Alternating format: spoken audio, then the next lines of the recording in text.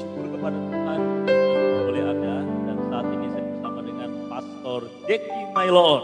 Halo, Selamat datang Pastor. Selamat datang Nggak juga. boleh salaman ya, karena sosial baru juga dibuka maskernya ya Pastor ya.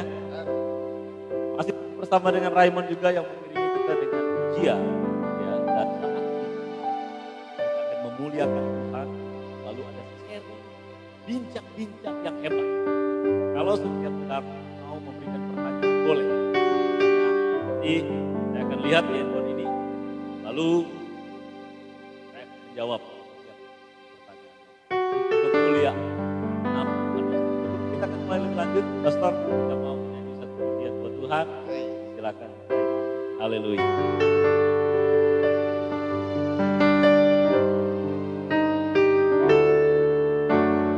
Besar dan ajaiblah karyamu, adil dan benarlah jalanmu, Raja segala bangsa yang maha kuasa, mulia namamu.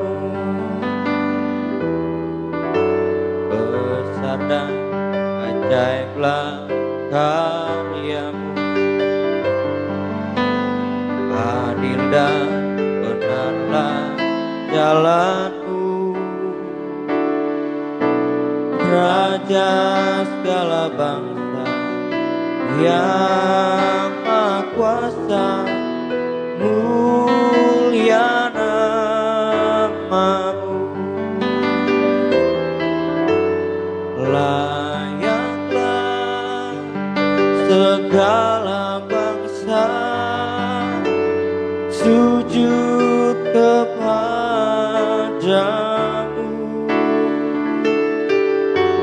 sebab Kau Allah yang kudus, layak disembah.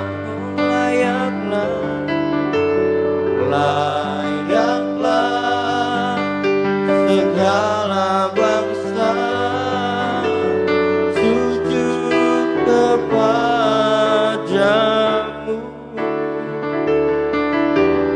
sebab Kau Allah yang kudus, layak disembah.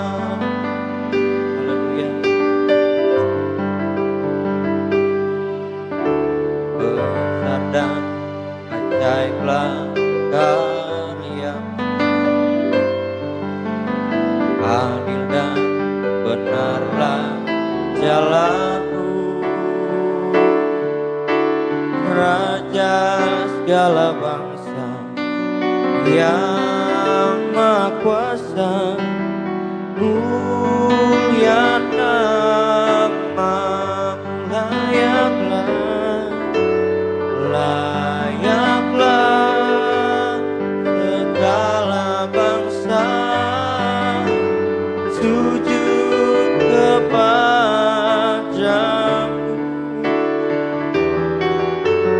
sebab Kau Allah yang kudus, layak disembah.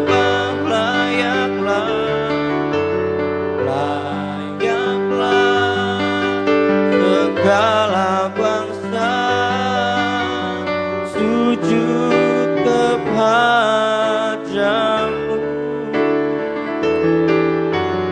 sebab Kau Allah yang kudus, layak disembah.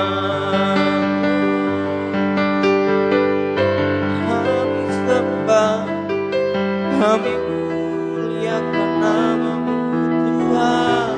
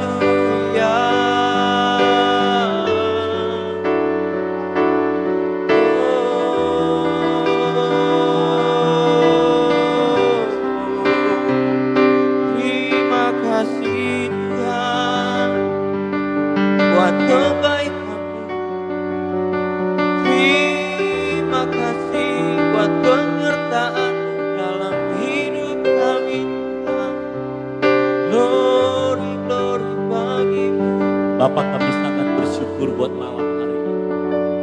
Terima kasih buat kesempatan boleh sebentar Bapak kami akan bersaksi. Kau sudah utus hambamu yang rapi oleh Tuhan, dipilih oleh Tuhan. Biarlah Tuhan namamu yang dimuliakan. Berkati setiap sahabat-sahabat kami, teman yang menyaksikan tayangan ini, yang ikut beribadah. Biarlah semua mendapat berkat yang dahsyat. Terima kasih. Di dalam nama Tuhan Yesus, kami mulaikan pada malam hari ini. Haleluya. Amin. Haleluya. Puji. Luar biasa. Pada saat ini tamu undangan kita secara khusus ya dari Anchor Ministry ya sudah hadir Pastor Jeki Mailoon sudah bersama dengan Ibu sebenarnya ya. Halo Ibu ya sudah datang menemani sangat setia ya, dan saya senang sekali kalau lihat Pastor Jeki ini ya karena begitu romantis dengan istri dalam pelayanan kemana-mana selalu dibawa istri ya. Oke, kadang juga anak-anak diajak ya. Nah, sudah berulang kali Pastor Jack Mailoon ini melayani di Anchor Ministry. Anchor ini singkatan dari anak raja. Nah, di mana orang yang hidupnya, orang-orang yang hancur, yang rusak, yang kotor, yang najis dipulihkan. Lalu mereka semua menjadi anak-anak Tuhan yang hidup berdampak memuliakan nama Tuhan. Nah, pada malam hari ini tema kita adalah pendakwa yang diubah menjadi anak kerajaan, menjadi anak Tuhan. Haleluya. Nah, ini sudah ada Pastor Jack ya. Jadi Pastor Jack akan sharing firman dan kesaksian ya. Jadi mungkin saya mau bertanya dulu Pastor Jack untuk pembukaan awal ya. Boleh ya? Boleh, Pak. Oke, jadi Pastor Jack boleh diceritakan bagaimana sih Tuhan memulihkan Pastor Jack dari keadaan hidup yang dahulu lalu bisa menjadi sekarang dan terus memuliakan Tuhan. Ya, silakan Pastor Jack. Ya, pertama sekali saya lahir dari keluarga yang anak Tuhan, orang percaya tetapi tidak beriman. Sehingga akhirnya kami semua nggak pernah mendapatkan arahan tentang bagaimana pola hidup beriman sebagai orang benar. Nah, singkat cerita akhirnya ayah saya meninggal di usia sangat muda, ibu saya juga menjadi janda dengan anak 7. Nah, saya sebagai anak yang paling kecil, ya ayah saya hanya bisa meninggalkan warisan sampai 7 turunan. Tapi 7 turunan kan, cuman saya keturunan yang ke-8. Jadi, ya orang bilang kan, oh, bapaknya tuh orang kaya, warisannya hartanya sampai 7 turunan pun gak habis. Saya ke-8. Habis. Jadi tidak mendapatkan warisan ya? Tidak dapat. Wah. Akhirnya saya sebagai anak yang paling kecil juga lepas daripada pengawasan. Saya gak punya figur, gak punya contoh, gak punya teladan. Artinya akhirnya saya masuk dalam satu pergaulan yang buruk. Bergaul dengan orang-orang yang jauh lebih tua. Hanya sekedar untuk boleh mendapatkan penerimaan. Saya coba melakukan apa yang kira-kira menyenangkan mereka. Sehingga saya lakukan hal-hal seharusnya yang saya lakukan. Jika cerita usia 17 tahun, melakukan tindak pidana kriminalitas, melakukan hal-hal yang seharusnya nggak saya lakukan di usia seperti itu, tapi saya masuk dalam hal itu, melakukan hal itu. Contoh Pak, temanya dari penjahat kan? Jadi ini segmen pertama ceritain jahatnya dulu ya. Iya kan, orang kan penasaran dari apa sih masa lalu dari Pastor Ya, Jack gitu ya umur 17 tahun karena pergaulan semua segala macam, memang dasarnya memang sudah bandel, ketemu dengan orang bandel pasti jadi. Jadi tergantung kepada siapa kita bergaul. Akhirnya apa yang terjadi? Saya di usia 17 tahun melakukan tindak pidana kriminalitas, melakukan penjambretan. Berat juga ya. Tukang Yang jambret. dikenal sekarang begal gitu ya. Bukan Seperti begal. Beda lagi begal. Beda. Begal dia kan nodong. Nodong. Nodongan. Nah, begal itu nodong. Jadi motor lagi jalan gitu kan, suruh stop, ditodong, diambil motor itu beda. Jambret. Kalau jambret dia sistem itu apa? kayak burung Raja Wali. Oh, Enggak lah. Artinya melihat kelengahan orang, maka baru diambil, terus pelan. Jadi berusaha untuk tidak melukai orang, tetapi menyakiti dompet orang. Nah, itu dia. Akhirnya lakukan penjamretan. Nah, tahun 78 waktu itu ada perintah tembak di tempat. Nah, akhirnya saya salah satu yang kena. Polisi tembak saya di kaki dan di kepala, dimasukin ke dalam. Ya sebetulnya polisi nggak tembak kepala, cuman karena peluru mantulan peluru itu kepala saya. juga. Ketancap ini ada di kepala Ada saya. bekasnya. Ada. Nah, selesai itu maka saya dimasukin melalui proses polisi, akhirnya ke penjara dan dihukum selama 1 tahun 3 bulan. Nah 1 tahun 3 bulan pada waktu tahun 78 saya masuk di LP Cipinang yang notabene waktu itu ya memang bukan lembaga pemasyarakatan tapi penjara. Beda, pintu gerbangnya juga beda dengan sekarang. Kalau sekarang kan ya begitu, kalau dulu memang benar-benar pintu tembaga gitu. Doornya gede sekali gitu kan. Itu nah, saya masuk ke situ dan di tempat itu justru saya berguru deh dengan kejahatan-kejahatan yang lain. Tapi puji Tuhan di tempat itu saya ketemu dengan hamba Tuhan. Hamba Tuhan tersebut menceritakan tentang kasih Tuhan kepada saya di dalam nama Yesus. Kesimpulannya bahwa dia memperkenalkan Yesus kepada saya. Nah akhirnya setelah itu nama Yesus saya mulai ngerti. Dan setelah itu saya pulang ke rumah, saya sampaikan kepada ibu saya juga. Dan ibu saya bertobat.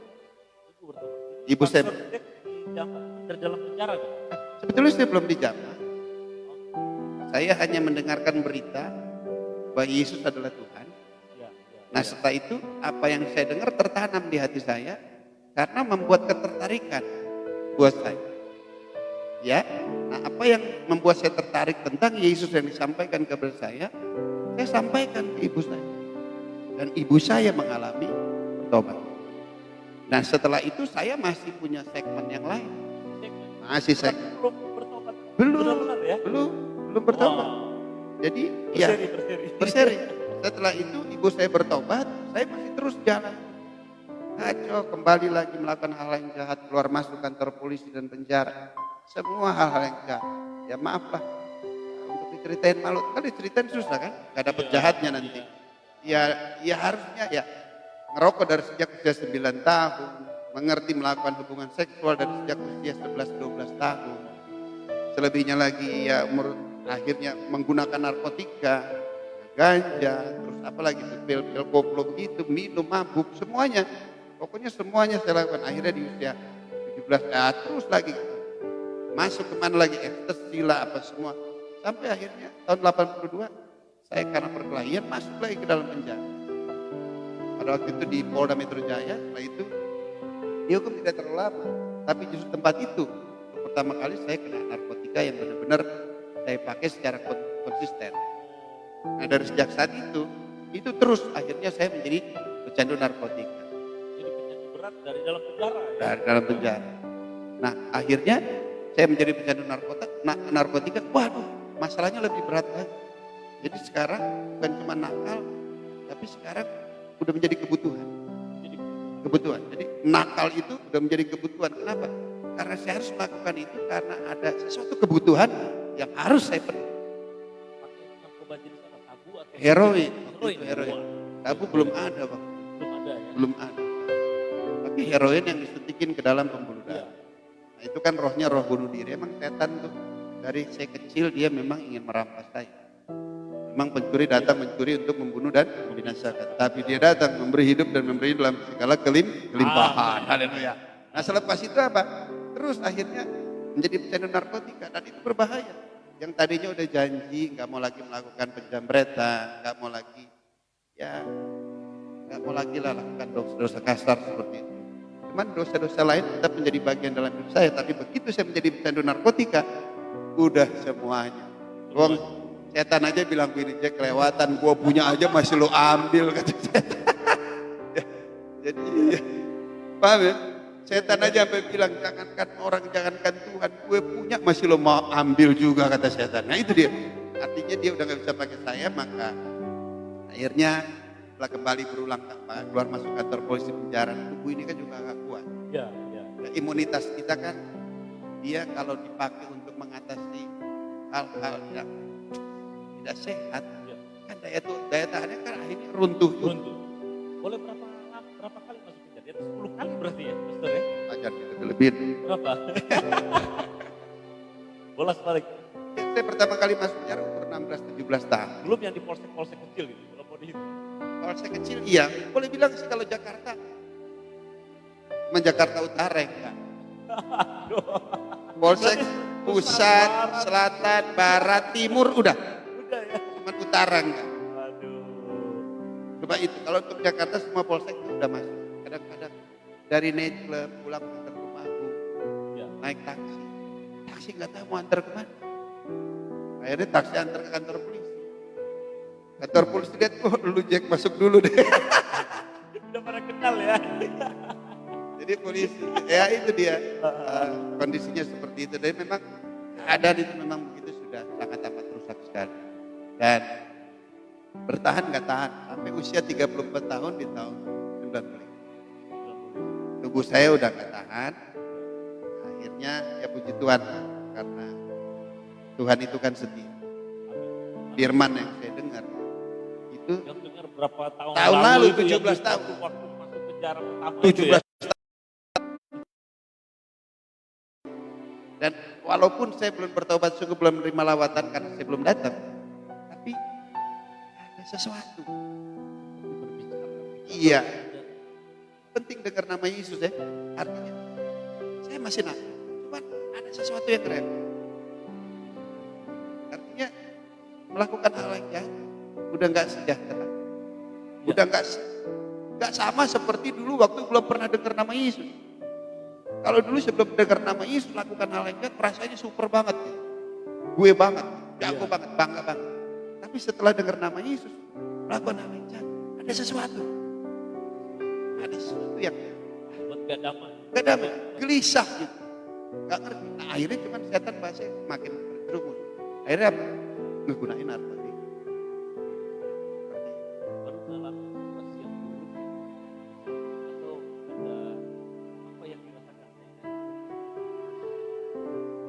lepas itu bagaimana? Saya konsum narkotika kan lama tuh. Iya. Di samping lama, kalau saya nggak menggunakan kan sakit. Betul. Dan dosis saya tuh, wah, Udah lebih dari ini ya. dosisnya udah tinggi. Udah sangat. Karena waktu saya menjadi pecandu itu saya paling nggak mau sakit. Jadi saya terus berusaha untuk menutupi rasa sakit dengan menggunakan. Nah, habis menutupi rasa sakit untuk menggunakan itu, menutupi rasa sakit, tapi juga harus mau yang enak. Jadi porsinya double. Nah itu terus semakin hari semakin naik, semakin hari semakin naik. Untuk mencukupinya kembali lagi melakukan hal yang jahat. Rela ya. Berbuat kepada orang hal yang jahat hanya sekedar untuk memenuhi kebutuhan dosa. Nah itu akhirnya semakin hari semakin naik dosis. Nah selepas itu apalagi cari duitnya juga susah. Melakukan hal kejahatan setengah hati.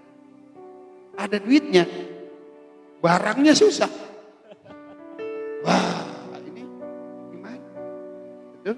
Nah, akhirnya ya saya mengambil satu kesimpulan, dan saya mesti perangin itu buat diri saya sendiri, tapi salah caranya. Gimana caranya? Ya pokoknya saya nggak mau nagih, saya nggak mau melakukan lagi hal kejahatan ke orang lain. Jadi saya cari aja bandar-bandar. Lalu ambil barang. Pertama tipu dulu, halus dulu, utang. Akhirnya datang lagi, berulang kali utang, datang terus. Kan akhirnya nggak dikasih, baru kasih. Yang terakhir baru tak bagi juga anak kan gitu. Ya itu. Nah, tetapi itu semakin hari semakin tinggi penggunaan Iya, saya. iya. Dan semua lubang-lubang itu semakin tertutup, jadi saya semakin terisolir. Sehingga saya mengalami satu kondisi sakit yang sangat amat macam. Bermacam rasa sakit.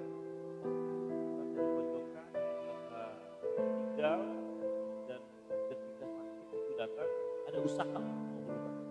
Nah itu, setelah semuanya terpojok, Iya. setelah saya nggak ada celah lagi, pernah saya masuk satu kampung, tunggu mau bunuh saya. Wah. Cuman karena udah apa namanya, sakau, nagih, Oh, iya, iya. cari jalan kataku tuh, cari jalan sampai air ke dia. Dan orangnya sendiri takut, kaget, udah bawa aja, bawa, jalan. Sampai seperti itu. Nah, akibatnya, akhirnya saya sudah berbahaya sekali. Iya. Buat diri saya sendiri. Dan saya tahu. Nah, belum lagi sakit-sakit bawah. Saya ngerokok dari sejak usia 9 tahun. Dari 9 tahun. Itu batuk kencengnya luar biasa. Iya. Dari belum lagi pola hidup yang gak sehat. Bagaimana tadi saya katakan, kita kan tubuh punya imun. Imun itu untuk mengcover semua segala sesuatu yang tidak baik dalam tubuh kita. Iya. Nah cuman kalau dihajar terus, imun itu juga kan akhirnya semakin rendah. Akhirnya benar sekali, lepas mati. Nah cuman saya nggak mau lagi masuk penjara, udah gak kuat. Saya cari dokter, ketemu. Dirawat. Dia, ya pertama dia tolak saya. Gimana coba bisa diperhatikan? Dokter saya datang, dokter waktu itu ternyata dokter jiwa. Itu di Dokter jiwa ya, berarti secara saraf dan secara fisik sudah kena ya. Jadi bukan hanya sakit sarafnya aja, tapi fisik juga ya. bro sakit jiwa bro. Jam 7:05 ya. Iya. Oke. Iya, Terbalik. Gimana gak sakit jiwa? Hal-hal yang gak normal dilakukan, dianggap normal. Kebalik hidupnya. Orang lihat kita gak normal, kita lihat orang gak normal. Padahal kita yang gak normal. Itulah ya. Setelah sampai di dokter baru saya, dokter jiwa. Di Jalan KI, dekat sini, dulu dokter Michael Barnes. Dia yang terbaik waktu itu. Saya datang ke dia tanya, kenapa? Saya bilang, saya pakai narkoba mau berhenti. Dia tolak. Saya udah gak mau rawat model kayak kamu. Kenapa? Gak sembuh. Saya bukan gak pernah coba. Setiap pasien di sini saya coba tolong kemarin. Sembuh sedikit. Pasien jiwa saya diganggu. Pada lari. Habis lari alat-alat medis saya juga ikut dibawa lari. Dokter gak mau lagi rawat model kayak gitu. Tapi saya paksa. Saya desak terus. Karena dia tahu bahwa saya datang sendiri tanpa diantar. Dan dia lihat kesungguhan hati saya. Dia bilang, kamu satu-satu pasien yang saya rawat. Dokter lihat. Saya datang sendiri, gak diantar. Terus saya paksa, minta dirawat. Dia bilang, bolehlah kamu satu-satu. Setelah sampai dalam dunia perawatan di dalam. Semua obat-obat. Semua upaya dan usaha medis. Gak sanggup mampu nyembuhin saya. Jangankan menyembuhkan. Meringankan sesuatu yang paling saya takuti rasa sakit itu. Gak bisa. Dan saya tanya dengan perawat. Ada lagi gak sih dosis pengobatan yang lebih tinggi lagi? Yang penting kan, gak usah sembuh deh. Sakit saya hilang. Yang kedua, saya bisa tidur deh. Tolong, perawat bilang, udah gak ada lagi. Biasanya pasien yang jiwa saja, tidur nih. Kalau saya kasih dosisnya ke kamu, mereka tidur. Sama saya kok saya gak bisa tidur, gak bisa tenang, gak bisa sakit. Ada kegelisahan yang begitu mendalam. Dan akhirnya putus. Upaya medis saya udah gak bisa dapat. Mereka tinggal. Nah, di tengah pada waktu mereka tinggalkan, saya tidak lagi mempunyai pengharapan dengan apa yang saya bicara. Dan di tengah kondisi itu, kesakitan lebih dahsyat lagi menekan. Dan jiwa saya benar-benar terguncang. Di tengah kondisi keadaan seperti itu, ada dua situasi. untuk saya terus bertahan di rumah sakit. Gak ada usaha dan upaya. Sudah selesai. Untuk keluar dari rumah sakit, lebih selesai lagi. Pasti kematian menjadi bagian dalam hidup saya. Pasti saya menggunakan. Gak ada solusi. Tidak ada jalan. Dengan kondisi situasi keadaan seperti ini, baru saya ketemu dengan diri saya. Betapa saya pribadi yang lemah, pribadi yang rapuh, pribadi yang takut, pribadi yang tidak punya kekuatan. Dan di tengah kondisi seperti itu, saya menangis. Pada waktu saya menangis dengan hati remuk, dengan hati hancur, Roh Kudus ingat itu. Ya, ya. Datang dok betul. Nama Yesus itu tuh, tiba-tiba saya teringat dengan nama itu sih bukan tiba-tiba. Memang Roh Kudus bekerja. Ingat kan ya, di posisi titik nol tidak ada pengharapan. Ini sudah angkat tangan, orang-orang sudah menjauh, dan bahkan pastor menangis. Ya. Lalu Roh Kudus bicara, dan apa keputusan pastor? Ya tentu. Saya bukan di titik nol aja. Saya tambahin sedikit. Ya. Udah nol minus. Udah 0 minus. Nah, Ya. Ya, ya, ya. Dan Betul, nol betul, minus. betul, betul. Jadi waktu diingatkan kepada nama Yesus, hati saya semakin hancur. Dan selebih lagi, dia tuh. Ya.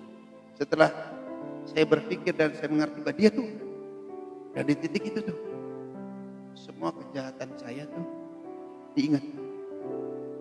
Seperti film tuh, dari A sampai Z. Daripada waktu saya kecil. Bahkan yang saya nggak pernah ingat sebetulnya, bisa diingetin kembali itu. Semua kesalahan, pelanggaran, dan dosa yang saya lakukan. Yang sesungguhnya itu saya nggak ingin. Iya. Nah di tengah kondisi itu, hati saya semakin hancur. Hati saya semakin remuk. Makin menangis jadi-jadi. Bagaimana situasi? Dan Roh Kudus kembali memberikan kepada saya satu kebutuhan yang mendesak untuk mendapatkan pertolongan. Ya. Karena memang saya memerlukan pertolongan yang mendesak dan seketika. Dan diarahkan saya untuk berseru kepada Bapa di dalam nama Yesus. Saya nggak pernah lupa doa itu sampai hari ini. Doa itu saya ucapkan begitu. Bapa yang disembah, Bapa yang disembah oleh Abraham, Ishak dan Yakub. Bapa itu juga yang kami sembah dan kami kenal di dalam nama Yesus Kristus Tuhan. Dan setelah itu saya berdoa, saya bilang Tuhan, ampuni saya. Ampuni saya. Saya sudah berdosa terhadap.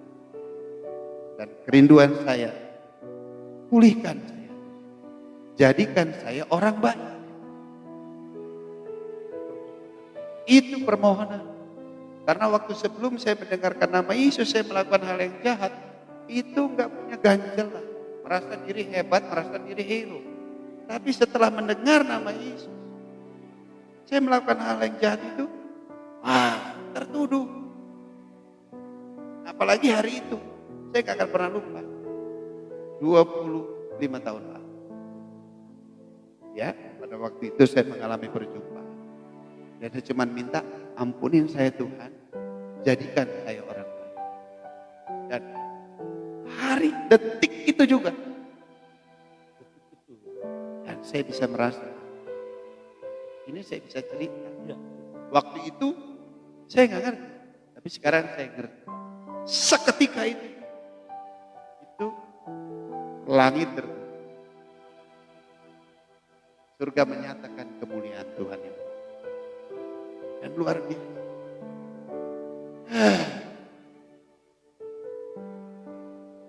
Ada kelegaan, ada kelepasan, ada damai yang hadir dalam hidup.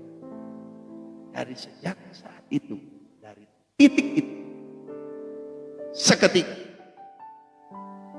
Selanjutnya proses berjalan. Dan setelah itu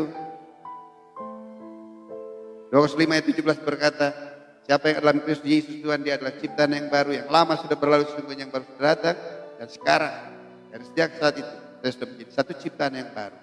Maka saya punya kerinduan yang dalam untuk melayani, menceritakan tentang kasih Tuhan yang besar dalam hidup saya. Amin. Haleluya. Luar biasa. Tuhan Nama ajaib. Yesus, ya. Nama Yesus. Karena nama Yesus terkenal, nama Yesus ini adalah nama yang sakti. Oh, Ya. dia nama di atas segala nama. Jadi ada beberapa tahun yang lalu pernah dengar seorang hamba Tuhan menyampaikan tentang nama Yesus ini, belum ada respon, tapi nama itu selalu teringat. Dan ketika di bawah nol, ya, teringat kembali nama Yesus. Dan ketika datang kepada Amin. dan sejak dilawat sampai sekarang gak pernah pakai narkoba lagi. Tidak.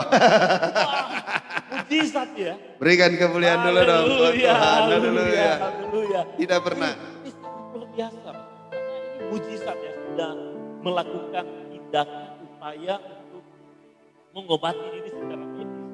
Tidak mengalami pembunuhan. Mungkin pada waktu itu di bawah nol itu ya, sudah minus. Orang-orang sudah tinggalkan, masalah sudah begitu banyak dan sudah tidak ada pengharapan. Tetapi nama Yesus memberikan harapan. Amin. Ya. Nama Yesus. memberikan. Dan mulai pada waktu itu berubah Berubah. dari penjahat menjadi Anak kerajaan. Haleluya. Haleluya. Nah, ketika pastor mengalami perubahan sebagai menjadi anak kerajaan, menjadi anak kan doa tadi melakukan perbuatan baik. Perubahan seperti apa ketika sudah ada bersama dengan Yesus sampai pada saat ini? Oke, perubahan gak instan. Ya, Ya, metamorfose itu berproses. Ya, ada masa kepompong. Setelah saya mengalami perjumpaan dengan Tuhan, Tuhan arahkan hidup saya sepenuhnya. Jadi dia yang take over. Pada waktu kita menyerahkan, berseru, mohon belas kasihan dan anugerahnya. Dia hadir, maka dia berkuasa. Dia yang pimpin hidup. Dan saya hanya mengalir saja. Ya karena memang saya nggak punya background masa lalu, sehingga untuk bisa melakukan hal yang baik lagi, memang udah gak baik. Jadi saya memang berserah secara penuh, dan dia mulai mengarah kemana saya harus pergi. Dan semua pintu itu terbuka. Akhirnya saya masuk dalam pembinaan daripada Dr. Yandi Utoso itu. Ternyata baru ngerti pembekalannya untuk penginjilannya itu. Nah setelah itu ternyata saya bukan situ. Saya belum bisa langsung praktek. Saya masih perlu digembalakan. Maka akhirnya apa? Tuhan bawa saya ke penggembalaan. Dan penggembalaan itu sampai hari ini. Dan di penggembalaan itu gembala sidang saya bisa terima lagi. Dan dia terima walaupun ada deteksi rohani. Ada deteksi rohani. awas dirinya ya. Bukan diawasi, pertama kepekaan sebagai seorang gembala. Ya. Dia undang saya ke rumahnya dan ngobrol. Ya, dia cuma diam aja. Dia nggak ngobrol, dia cuma diam ya aja. Dia mau lihat respon saya. Cuman ya waktu di sini orang kalau ada Roh Kudus, kalau dia nggak suruh ngomong, kita nggak ngomong. Akhirnya saya diam, dia diam. Cukup lama setengah jam tuh diam-diaman duduk aja. Dan akhirnya baru setelah itu diambil. Kamu tinggalin rumah. Ada satu rumah besar, cukup besar, kamu tinggal. Saya masuk di rumah. Free of charge. Hampir 10 tahun. Selama 4 tahun, itu saya nggak ngapa-ngapain. 10 tahun, 4 tahun, itu saya hanya karantina Roh Kudus. Tahu. Rumah ada pintu, kunci kita pegang, nggak kepegang. Kerja cuma baca Alkitab. baca, berdoa. Baca, berdoa, baca, berdoa. Hampir 4 tahun. Makan selama 4 tahun, normal, tahun setengah. Banyak puasa ya. Banyak puasa. Waduh, jadi Tuhan bawa Keintiman. raja dan papa. Oh, Tuhan itu membangun saya. Bangun pertama itu keintiman. 4 tahun, 2 puasa. Teman-teman lihat badan dari 86 kilo, turun tinggal 69 kilo. Mereka pikir jangan-jangan lo HIV dan AIDS kali. Oh, kenapa kurus begini? Karena mantan narkoba kan waktu itu wabahnya itu. Wabahnya itu. Betul? Saya bilang, ya nggak tahu. Akhirnya ada manhut lihat saya penangis. Saya begini Pak.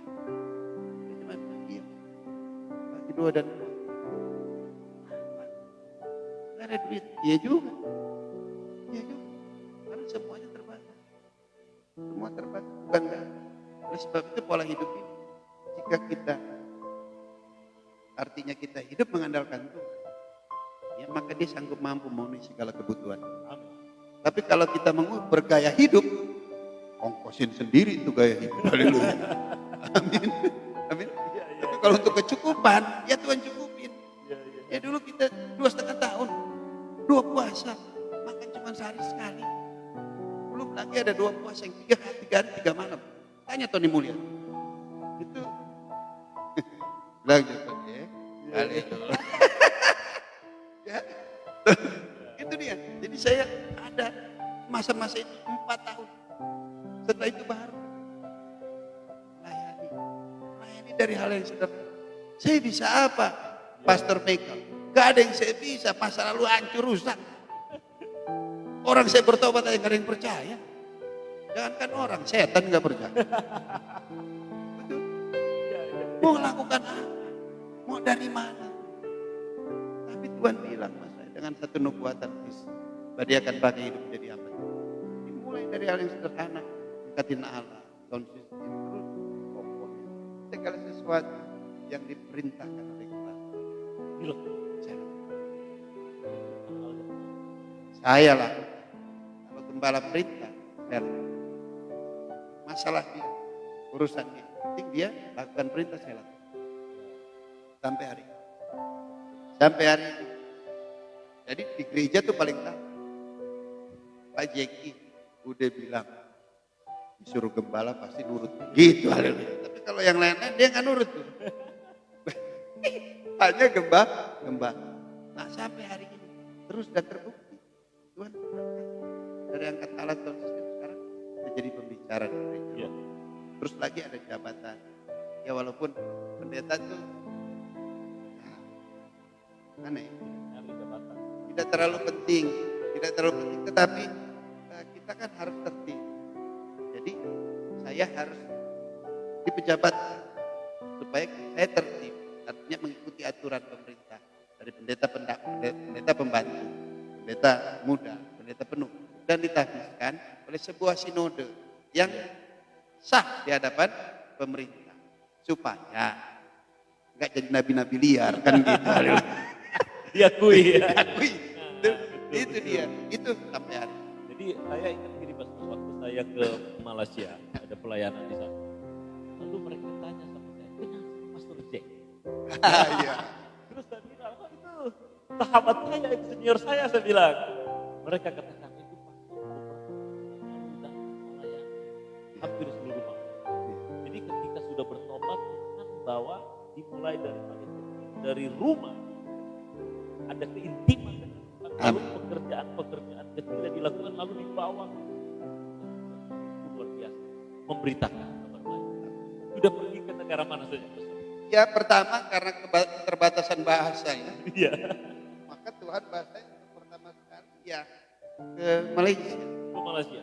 Iya. Nah Malaysia juga terima kasih untuk Bro Mark McLean. Iya. Karena saksian saya beliau yang angkat jadi Segmen pertama solusi bentuk CD dulu. Pertama waktu itu Pertama, ya, bercek ya. masih beliau turun juga di state untuk di area syuting. Nah setelah itu menjadi satu CD. Nah ternyata CD kesaksian saya mendahului Pergi ke luar negeri. luar negeri. Nah, orang luar negeri, orang Malaysia tanya apa betul. Ternyata ada satu teman dari Malaysia, dia ngurusin hamba-hamba Tuhan berangkat ke Malaysia. Akhirnya dia cari saya, dia doa, ketemu. Begitu ketemu udah langsung berangkat ke Malaysia. Nah Malaysia bagian Borneo itu hampir semua. Ya dari Sabah sampai Sarawak, dari Kuching sampai apa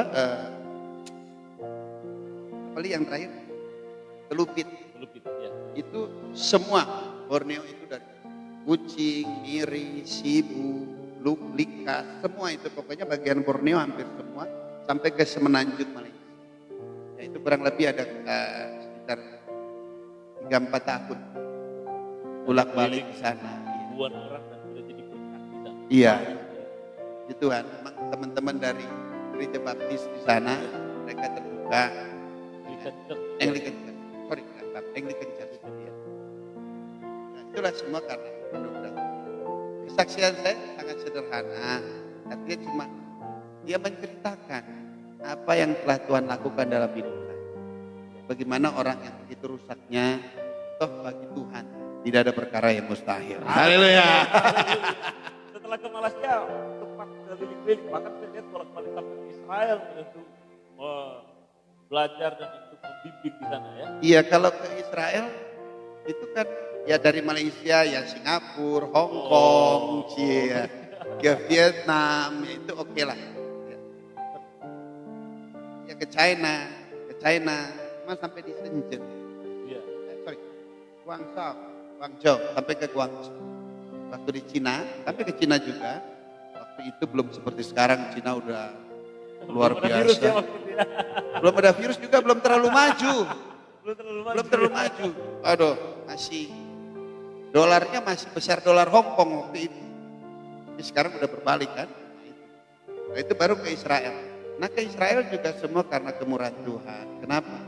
Karena saya lemah di studi. Saya tidak akademik. Bukan berarti nggak sekolah.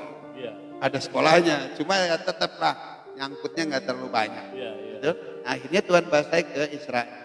Israel dari pembimbing rohani, akhirnya saya berpikir ya udahlah saya coba bawa sendiri agar bisa lebih mudah, agar bisa lebih memberikan pelayanan yang lebih baik lagi buat para peserta. Karena para peserta kan anak-anak Tuhan semuanya. Kita harapkan mereka bisa mendapatkan yang terbaik. Supaya mereka apa yang mereka keluarkan, uang mereka dapat sesuai dengan apa yang mereka keluarkan. Walaupun ada lebih sedikit ya cincai. Haleluya. Amin. Amin. Nah, jadi sangat menarik sekali ya. Orang yang dulunya hancur, seperti orang yang jahat, harapan, bahkan nyusahin orang, nyusahin keluarga saja, nyusahin badan. Pokoknya semua susah. Semuanya sudah dilakukan. Tapi lihat, sanggup memulihkan dan ya, menjadi berkat untuk bangsa-bangsa dan boleh memiliki mental sebagai anak raja. Amin. Ya, Pastor, pembukaan sudah terjadi. Banyak yang menyaksikan saya. Apa pesan-pesan Pastor? Karena banyak orang yang mungkin sedang bergumul tentang anak-anaknya begitu jahat dan orang tua sudah mulai berputus. Juga ada orang yang dia sedang di dalam hidup kejahatan. Dia masih sebagai orang yang dia orang yang seks bebas, dia orang yang masih di dalam begitu banyak kejahatan. Nah, jadi Pastor sampaikan kebenaran firman Tuhan, pesan Pastor untuk yang menyaksikan tayangan ini supaya mereka boleh melihat bahwa Tuhan Yesus itu benar. Silakan. Ya, yang pertama kita harus menyadari lebih dulu karena ada dua situasi berat yang kami sampaikan. Buat yang belum bertobat, bertobat. Buat yang udah bertobat, sekarang juga ada satu sesi yang baru yang harus kita lakukan. Tuhan taruh di hati saya. Yang pertama, buat yang belum bertobat, kita harus menerima anugerah dan kasih karunia Tuhan. Ya, terambil dari Efesus 2 ayat 8 dan 9, kita tahu kita diselamatkan semata-mata hanya karena kasih karunia dan Efesus oleh 2. ya, Efesus 2 ayat 8-9, oleh karena iman. Namun sebelum karena iman, ayat pertama di situ dikatakan begini. Kamu dahulu sudah mati karena pelanggaran-pelanggaran dan dosa-dosa. Dosa, pelanggaran, dosa membuat saya mati. Lebihnya lagi apa? Kamu hidup di dalamnya, Efesus 2 ayat 1 selanjutnya. Kamu hidup di dalamnya karena kamu mengikuti jalan dunia ini, karena kamu menaati penguasa kerajaan angkasa, itu roh-roh yang sekarang sedang bekerja di antara orang-orang durhaka. Sebenarnya dahulu kami semua juga terhitung di antara mereka. Ketika kami hidup di dalam hawa nafsu daging dan menuruti kehendak daging dan pikiran kami yang jahat. Pada dasarnya kami adalah orang-orang yang harus dimurkai sama seperti mereka yang lain, termasuk lo yang belum bertobat. Tetapi Allah yang kaya dengan rahmat, oleh karena kasih yang besar yang dilimpahkannya kepada kita, telah menghidupkan kita bersama-sama dengan Kristus, sekalipun kita telah mati oleh kesalahan-kesalahan kita, oleh kasih karunia kamu diselamatkan.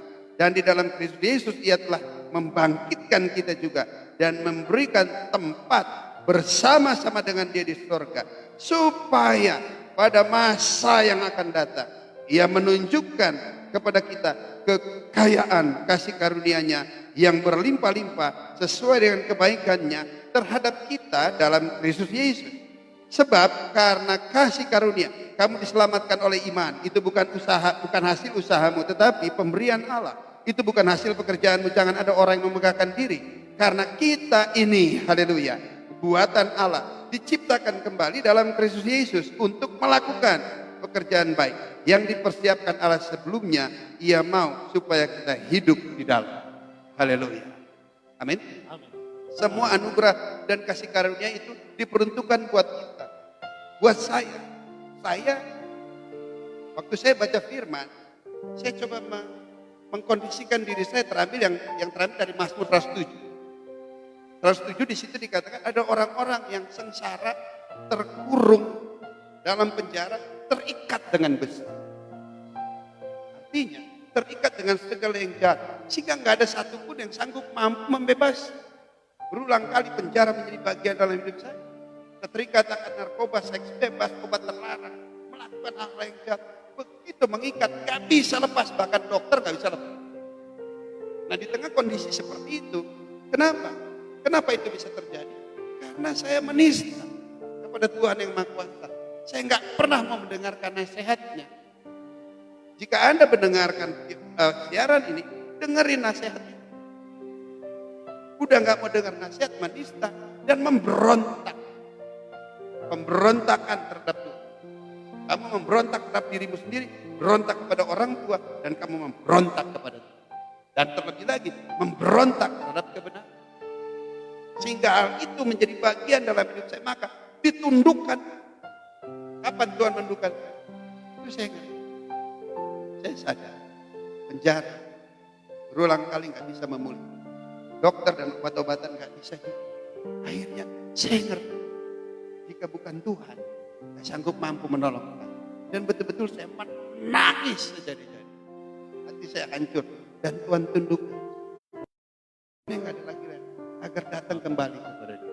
Dengan cara bagaimana? Berseru. Berseru. Gak ada yang bisa tolong kita semua. Ya? Orang tua bisa tolong kita juga terbatas. Ada masanya juga orang tua menyerahkan aja sepenuhnya kepada Tuhan. Awal saja dengan doa. Dan ini kita ambil bagian, ntar stres juga orang tua, kesian. Itu kita awal aja serahkan kepada Tuhan. Karena semuanya harus pribadi lepas pribadi. Harus timbul dari kesadaran sendiri. Nah kesadaran itu, mau tunggu sadar, ya gak usah sampai mentok dulu. Lihat kita dong nih yang lagi siaran. Haleluya. Amin. Supaya lu bisa sadar kan begitu. Nah selebihnya apa? Begitu sadar dan saya berseru, kuncinya cuma satu. Berseru. Nah, berseru itu sampai ada titik. Udah capek belum? Kalau masih suka, masih demen, masih asik, masih susah.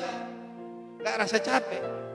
Tapi kalau saya dulu, yang di Jambret udah gak ada. Begitu ada uangnya juga obatnya susah banget. Begitu dipakai juga. Tubuh kan ngerti. Kamu pakai obat semakin banyak kan juga kamu tahu overdosis berapa kali. Betul? Nah di titik itulah. Maka pada waktu saya udah capek. Gue udah enak nih. Kalau nggak ada yang tolong nggak bisa tertolong. Manusia dia datang ke Tuhan berseru. Bagaimana saya berseru? Lihat dia menyatakan anugerah dan kasih. Yang kedua, Mazmur 107 dari ayat 17. Ada orang-orang yang menjadi sakit oleh sebab kelakuan mereka yang berdosa. Artinya karena kebodohan-kebodohan, saya nggak berani bilang kita, saya. Kebodohan-kebodohan kita ya dalam menerapkan pola hidup. Narkoba dipakai. Udah tahu nggak ada arah. Cari dong mentor pembina, orang-orang yang benar. Jangan justru cari kepada orang-orang yang nggak benar. Sehingga nanti orang bilang welcome to the club, ketemu deh yang jahat, ketemu yang jahat, jodoh, hancur hidup tuh. Betul nggak? Udah dong. Kita udah bodoh, jangan mau lagi ketemu sama orang bodoh. Ya karena itu kelakuan-kelakuan yang bodoh yang membuat kita menjadi sakit. Dan akibatnya kita disiksa karena sakit itu. Bahkan saya benar-benar mengalami rasa sakit yang luar biasa. Dan Alkitab berkata, posisi saya pada waktu itu sudah sampai pada pintu gerbang. Berlewat ya. Itu udah setitik pintu gerbang maut tuh. Makanya sekarang kalau takut mati suka malu juga. Udah pintu gerbang maut, udah gak ada yang bisa tolong.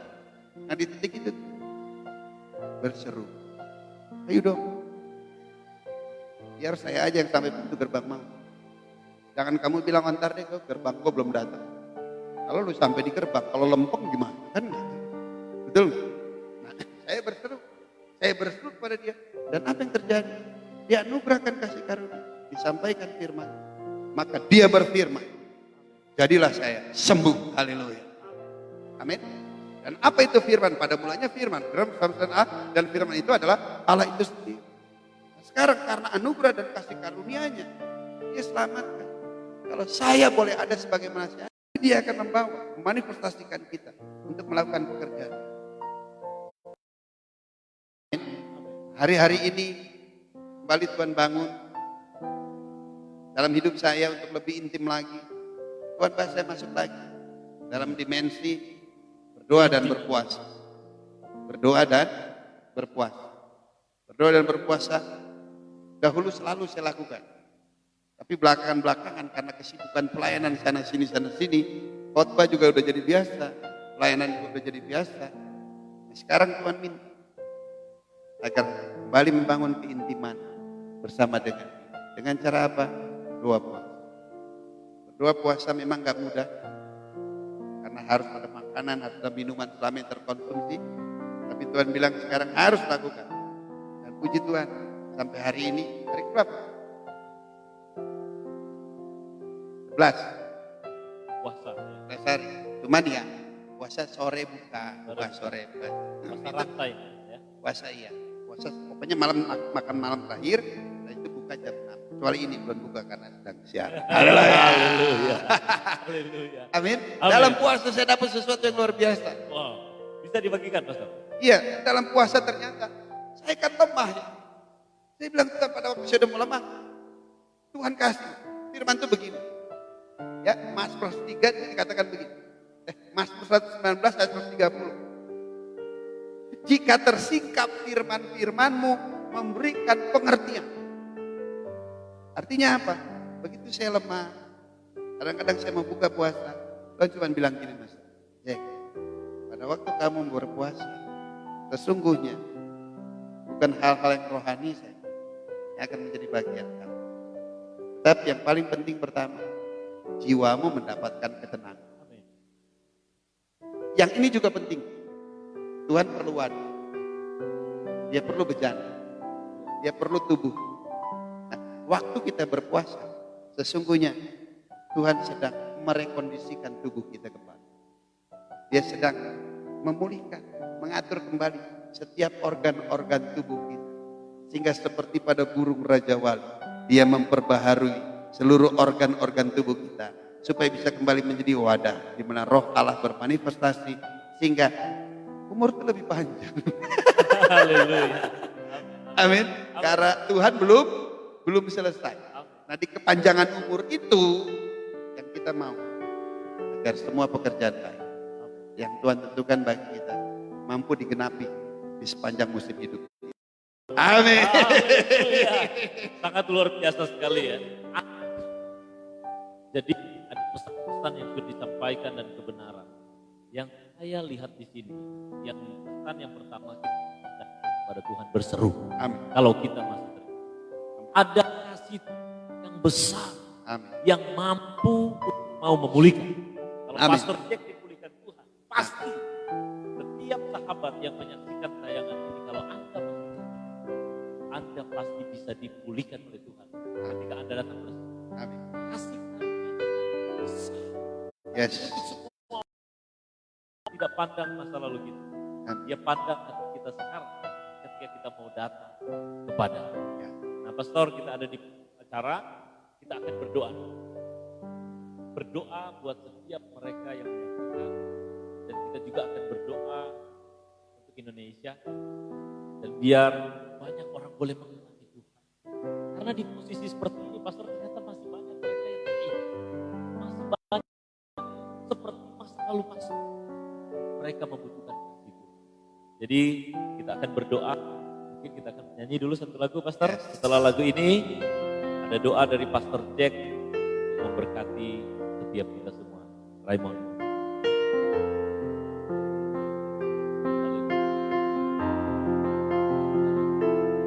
Yesus kau kebenaran yang menyelamatkanku, memberikanku hidup dan pengharapan.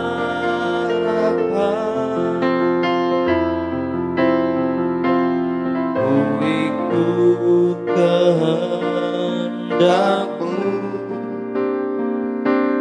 Ku perlu anugerahmu, ku nyatakan janjiku kepadaku.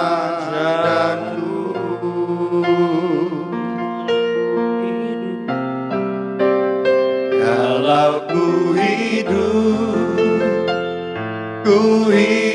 bagimu, hatiku tetap menyembahmu. Dunia tak bisa menjauhkanku dari kasih-Mu. Selama ku hidup bagimu, mataku tetap memandangmu. Dunia tak bisa menjauhkanku dari kasih-Mu. Haleluya. Haleluya. Haleluya, haleluya. Bapa di surga, hamba berdoa biarlah anugerah dan kasih karunia Tuhan turun tercurah. Seberapa siaran ini boleh disaksikan, seberapa siaran ini bisa didengarkan. Dan hamba berdoa Tuhan untuk setiap pribadi lepas pribadi yang memerlukan pertolongan Tuhan sebagaimana Engkau menolong aku. Biarlah pertolongan itu boleh dinyatakan di tempat ini. Anugerah dan kasih karunia Tuhan cukup bagi setiap orang yang mau berseru dengan segenap hati serta menaruh pengharapannya hanya kepada Tuhan. Maka pengharapan yang sedemikian tidak akan pernah mungkin dikecewakannya. Dan hamba berdoa Tuhan, jika masih ada orang-orang ya Tuhan masih terkurung di dalam gelap, terikat dengan besi, hamba berdoa dalam nama Yesus Tuhan, dengan kuasa otoritas dari tempat yang maha tinggi, di dalam nama Yesus, lepas. Haleluya. Dalam nama Yesus. Dalam nama Yesus. Segala ikatanmu dilepaskan. Kuasa akan bekerja dalam hidupmu jika engkau juga bersepakat dengan engkau berseru kepadanya. Apapun yang mengikat engkau, Tuhan Yesus sanggup mampu melepaskan. Jika engkau juga masih hidup di dalam kebodohan, kelakuan-kelakuan yang jahat menguasai kehidupanmu, merusak tubuhmu, hari-hari ini Kesehatan merupakan sesuatu yang paling utama. Oleh sebab itu aku berdoa di dalam nama Yesus. Tuhan kiranya memberikan kesembuhan. Tuhan memberikan kelepasan. Di dalam nama Yesus. Bagi setiap pribadi agar mereka berseru. Agar mereka keluar daripada kebodohan hidup. Mempunyai kelakuan yang luar biasa sebagai anak-anak kerajaan. Di dalam nama Yesus Tuhan. Hamba berdoa juga Tuhan. Untuk semua teman-teman. Untuk semakin hari semakin lebih intim lagi. Bersekutu secara pribadi dengan Tuhan. Tidak kebetulan hal ini boleh terjadi. Satu hal kami tahu Tuhan. Engkau Tuhan yang baik. Engkau Tuhan yang sangat baik Tuhan. Jika hal yang tidak baik bisa terjadi, itu semata-mata hanya karena izin-Mu Tuhan. Kami tahu jika izin itu mempunyai batas waktu. Jika Engkau mengizinkan, maka Engkau juga lah yang akan mencabut izin itu. Tuhan, mohon belas kasihan dan anugerah-Mu Tuhan. Kami merendahkan hati kami. Kami membawa bangsa kami menjadi bagian dalam hidup kami. Mohon belas kasihan dan anugerah bagi Tuhan. Dan aku berdoa di dalam nama Yesus Tuhan. Dengan situasi kondisi keadaan yang seperti ini, di mana Tuhan izinkan hal-hal yang buruk boleh terjadi, justru Tuhan memakai untuk kami, hamba-hamba Tuhan, anak-anak kerajaan, anak-anak Tuhan, pakai momen ini pada masa-masa yang sukar, yang menjadi percobaan bagi setiap kita untuk semakin mendekatkan diri kepada Tuhan, berserah sepenuhnya kepada Tuhan, masuk dalam persekutuan lebih intim lagi dengan Tuhan. Maka Anda akan menjadi satu pribadi yang lebih lagi. Tuhan belum selesai. Tuhan masih ingin memakai setiap kita yang masih ada. Oleh sebab itu rendahkanlah hati saudara. Utamakanlah Tuhan. Jadikanlah dia satu-satunya sumber keperluan. Di antara keperluan-keperluan kita yang lain. Jadikanlah dia Tuhan di dalam setiap hati kita. Yakin dan percaya. Perkara-perkara besar masih akan terjadi. Buat teman-teman yang terhindar dari COVID, terus berharap kepada. Buat teman-teman yang sudah disembuhkan, gunakanlah waktu yang masih Tuhan berikan kepadamu sepenuhnya hanya untuk Tuhan. Terima kasih Bapa di surga. Segala hormat, pujian, syukur, kemuliaan aku kembalikan kepadamu. Dan biarlah nama Yesus, nama Yesus, nama Yesus, nama Yesus bagi semua, bagi kami untuk bisa diselamatkan. Haleluya. Amin. Amin. Puji nama Tuhan. Haleluya. Terima kasih sahabat-sahabat sudah menyaksikan dan ikut berdoa, ikut beribadah dengan Angker Ministry, Anak Kerajaan Ministry. Ya, dan terima kasih buat Pastor Jack. Thank you untuk kesempatannya. Pastor Raymond juga. Pastor Raymond, thank you. Nah, terima kasih juga buat semua tim yang sudah ada, dan mohon maaf ada teknis, ada mati listriknya. Lalu ulang lagi, berikut kami akan lebih baik, akan ada lagi pembicara yang akan menceritakan buat kita semua. Salam anak kerajaan. Yesus memberkati. Tuhan berkati. Shalom. Shalom. Haleluya.